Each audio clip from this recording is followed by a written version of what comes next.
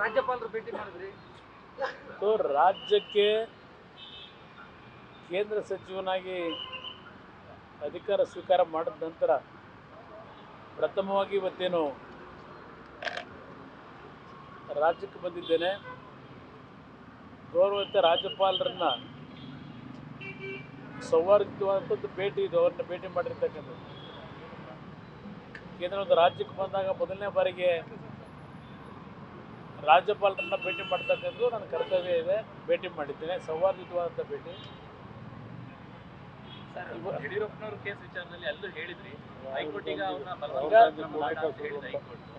ನನಗೆ ಸರ್ಕಾರದ 4 ತಿಂಗಳ ನಡವಳಿಕೆ ಏನಿದೆ ಆ ವಿಷಯದಲ್ಲಿ ನಾನು ಅನುಮಾನ ಪಡೋದಷ್ಟೇ ಅಲ್ಲ, ಇಡೀ ರಾಜ್ಯವೇ ಅನುಮಾನ ಪಡ್ತಕ್ಕಂಥ ರೀತಿಯಲ್ಲಿ ಸರ್ಕಾರದ ನಡವಳಿಕೆ ಇದೆ.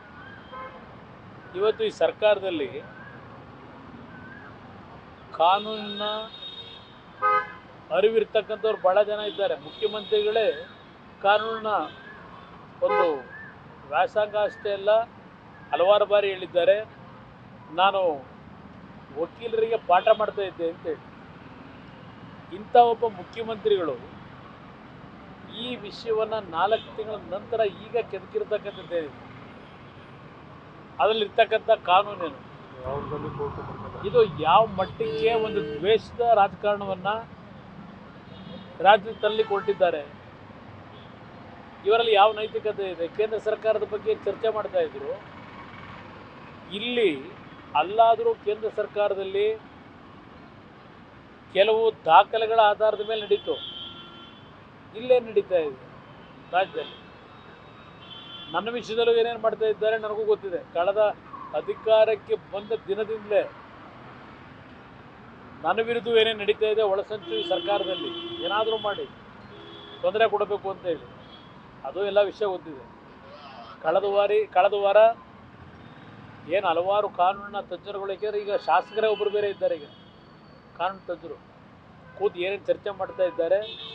ಯಾಕೆ ಕುಮಾರಸ್ವಾಮಿ ಇವತ್ತು ಕೇಂದ್ರದಲ್ಲಿ ಮಂತ್ರಿ ಆಗಿದ್ದಾನೆ, ಅರಗಿಸ್ಕೊಳ್ಳೋಕ್ಕಾಗ್ತಾ ಇಲ್ಲ ಅವರಿಗೆ, ನೋವಿದೆ ಅವರಿಗೆ. ಕುಮಾರಸ್ವಾಮಿನ ಮುಗಿಸಿದ್ದೇವೆ ಅಂತಕ್ಕಂಥ ಅವರ ಒಂದು ಭಾವನೆಗಳೇನಿತ್ತು, ಅದಕ್ಕೆ ಭಗವಂತ ಆ ಭಾವನೆಗಳು ಸರಿ ಇಲ್ಲ ಅಂತಕ್ಕಂಥ ನಿರ್ಧಾರ ಕೊಟ್ಟಿದ್ದಾನೆ. ಈಗ ಏನೇನು ನಡೀತಾ ಇದೆ ಚಿತಾವಣೆಗಳು ಅನ್ನೋದು ಗೊತ್ತಿದೆ. ಮಂತ್ರಿ ಆದಮೇಲೂ ಏನೇನು ನಡೀತಿದೆ ಅನ್ನೋದು ಗೊತ್ತಿದೆ. ಆದರೆ ಅವರು ಒಂದೇ ಅದಿರಲಿ, ಅದು ಮಾಡಲಿ ಪಾಪ. ಅವ್ರು ಏನೇನು ಮಾಡಬೇಕು ಅಂತ ಇದ್ದಾರೆ, ಏನೇನು ಹುಡುಕ್ತಾ ಇದ್ದಾರೆ ಪಾಪ. ನಮ್ಮ ಕೆಲವು ಸಚಿವರು ನನ್ನ ಬಿಡದಿ ಲ್ಯಾಂಡು 1983-84 ಖರೀದಿ ಮಾಡಿದ್ದು, ರಾಜಕಾರಣ ಬರೋದಕ್ಕಿಂತ ಮುಂಚೆ ಒಂದು 50 ಬಾರಿ ತನಿಖೆ ಆಗೋಗಿದೆ ಅದು. ಈಗ ಮತ್ತಿನ್ನೇನಾದ್ರು ಸಿಗ್ತದೆ ಅಲ್ಲಿ ಹುಡುಕಿ ಅಂತ ಹೇಳಿ ಮೊನ್ನೆ ಏನೇನು ನಡೆಸಿದ್ದಾರೆ. ಮತ್ತು ನಮ್ಮ ಒಂದು ಯಡಿಯೂರಪ್ಪನವರ ನಡೆಯ ಒಂದು ವಿರೋಧ ಪಕ್ಷದಲ್ಲಿ ನಾನು ಕೆಲಸ ಮಾಡಬೇಕಾದ್ರೆ, ಯಡಿಯೂರಪ್ಪನವ್ರು ಮುಖ್ಯಮಂತ್ರಿಗಳಿದ್ದಾಗ ಅವತ್ತು ನಾನು ದಾಖಲೆಗಳು ಇಟ್ಕೊಂಡು ಏನು ಹೋರಾಟ ಮಾಡಿದ್ದೆ ವಿರೋಧ ಪಕ್ಷದ ಒಬ್ಬ ಶಾಸಕನಾಗಿ. ಆ ಸಂದರ್ಭದಲ್ಲಿ ನನ್ನ ಮೇಲೇನೋ 4 ಕೇಸ್ ಇತ್ತು, ಆ ಸರ್ಕಾರದಲ್ಲಿ ಹಾಕಿದ್ರು. ಆ ಕೇಸ್ಗಳಲ್ಲಿ ಏನಾದರೂ ಹಿಡಿಬೋದಾ ಅಂತ ಹೇಳಿ ಪಾಪ ಕಷ್ಟಪಡ್ತಾ ಇದ್ದಾರೆ. ನಿಮ್ಮನ್ನು ಜೈಲಿಗೆ ಹಾಕಬೇಕು ಅಂತ ಪಾಪ ಕಷ್ಟಪಡ್ತಾ ಇದ್ದಾರೆ. ಎಲ್ಲ ಸೇರ್ಕೊಂಡಿದ್ದಾರಲ್ಲಿ. ಏಕೆಂದರೆ ಇವತ್ತು ನಿನ್ನೆ ದಿನ ಯಡಿಯೂರಪ್ಪನವ್ರನ್ನ ಅರೆಸ್ಟೇ ಮಾಡಿಬಿಟ್ರು ಅಂತಕ್ಕಂಥ ರೀತಿಯಲ್ಲಿ ಪ್ರಚಾರಗಳೇನು ನಡೀತು. 82 ವರ್ಷದ ಹಿರಿಯ ರಾಜಕಾರಣಿ, ಈ 82 ವರ್ಷದಲ್ಲಿ ಈ ರೀತಿಯ ಘಟನೆ ಆಗ್ಲಿಕ್ಕೆ ಸಾಧ್ಯವ? ನಾನು ಕೇಳಲಿಕ್ಕೆ ಬಯಸ್ತೀನಿ. ಯಾವ್ಯಾವ ರೀತಿ ನಡೀತಾ ಇದೆ ಇಲ್ಲಿ ರಾಜ್ಯದಲ್ಲಿ, ಇದು ಶಾಶ್ವತ ಯಾರಿಗೂ ಇಲ್ಲ. ನಾವು ಎಲ್ಲದಕ್ಕೂ ತಯಾರಾಗಿದ್ದೇವೆ. ಅವ್ರು ಏನಿದೆಲ್ಲವನ್ನ ಮಾಡಿಸ್ಕೊಂಡು ಕೂತು ರಾಜ್ಯದ ಅಭಿವೃದ್ಧಿಗೆ ಅವ್ರಿಗೆ ಚಿಂತನೆ ಇಲ್ಲ. ರಾಜ್ಯದಲ್ಲಿ ಇರ್ತಕ್ಕಂಥ ಸಮಸ್ಯೆಗಳ ಬಗ್ಗೆ ಅವರಿಗೆ ಬಗೆಹರಿಸಬೇಕು ಅಂತಕ್ಕಂಥ ಚಿಂತನೆ ಇಲ್ಲ. ಪಾಪ ಯಾಕೆ ಮುಗಿಸಬೇಕು? ಈಗಾಗಲೇ ದೇವೇಗೌಡರು ಕುಟುಂಬದ ವರ್ಚಸ್ಸನ್ನು ಸಂಪೂರ್ಣ ನಾಶ ಮಾಡಿ ನಾವೇ ಅಧಿಪತಿಗಳಾಗಬೇಕು ಅಂತ ಹೊರಟರು. ಆದರೆ ಭಗವಂತನ ತೀರ್ಮಾನ ಹೊಂದಿದೆ ಅಲ್ಲಿ. ನಮ್ಮ ಕೈಲಿ ಇಲ್ಲ ತೀರ್ಮಾನ, ಇದು ಭಗವಂತನ ತೀರ್ಮಾನ ಹೊಂದಿದೆ. ಅವರ ನಡವಳಿಕೆಗಳನ್ನು ರಾಜ್ಯದ ಜನತೆನೂ ಗಮನಿಸ್ತಾ ಇದ್ದಾರೆ. ಆದರೆ ನಾನು ಒಂದು ಹೇಳ್ತೇನೆ, ಪಾಪ ನೀವೇನು ಮಾಡೋದು ಮಾಡಿ.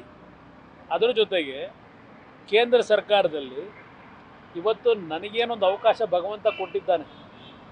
ನಮ್ಮ BJP JDSನ ಶಾಸಕರ ಒಂದು ದುಡಿಮೆ ಮತ್ತು ಕಾರ್ಯಕರ್ತರ ದುಡಿಮೆಯಿಂದ ನಾವು 19 ಸ್ಥಾನ ಗೆದ್ದಂಥ ಹಿನ್ನೆಲೆಯಲ್ಲಿ ಒಂದು ಅವಕಾಶ ಪ್ರಧಾನಮಂತ್ರಿಗಳು ನನಗೇನು ಕೊಟ್ಟಿದ್ದಾರೆ.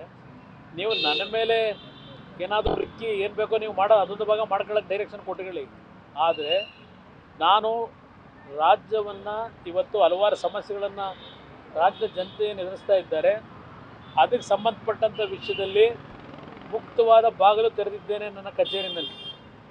ಒಂದು ರಾಜ್ಯದ ನನಗೆ ಸಿಕ್ಕಂಥ ಈ ಅವಕಾಶ ಏನಿದೆ, ನನಗೆ ರಾಜಕಾರಣ ಆರಾಮಾಗಿ ಮಾಡ್ತೀನಿ, ನಿಧಾನಕ್ಕೆ ಮಾಡೋಣ. ಈಗೇನು ರಾಜಕಾರಣ ಮಾಡೋ ಟೈಮ್ ಅಲ್ಲ, ಆ ಟೈಮ್ ಬಂದಾಗ ಮಾಡ್ತೀನಿ. ಈಗ ನನಗೆ ಬೇಕಾಗಿರೋದು ರಾಜ್ಯದ ಅಭಿವೃದ್ಧಿ, ರಾಜ್ಯದ ಹಲವಾರು ಇಲಾಖೆಗಳಿಗೆ ಸಂಬಂಧಪಟ್ಟ ಹಾಗೆ ಏನೇನು ಸಮಸ್ಯೆಗಳಿದೆ ಬಂದು ಸೌಜನ್ಯದಿಂದ ಚರ್ಚೆ ಮಾಡಿ ಬಗೆಹರಿಸ್ಕೊಳ್ಳಿಕ್ಕೆ ನಾನು ಮುಕ್ತವಾಗಿ ಅವಕಾಶವನ್ನು ರಾಜ್ಯ ಸರ್ಕಾರಕ್ಕೆ ಕೊಟ್ಟಿದ್ದೇನೆ.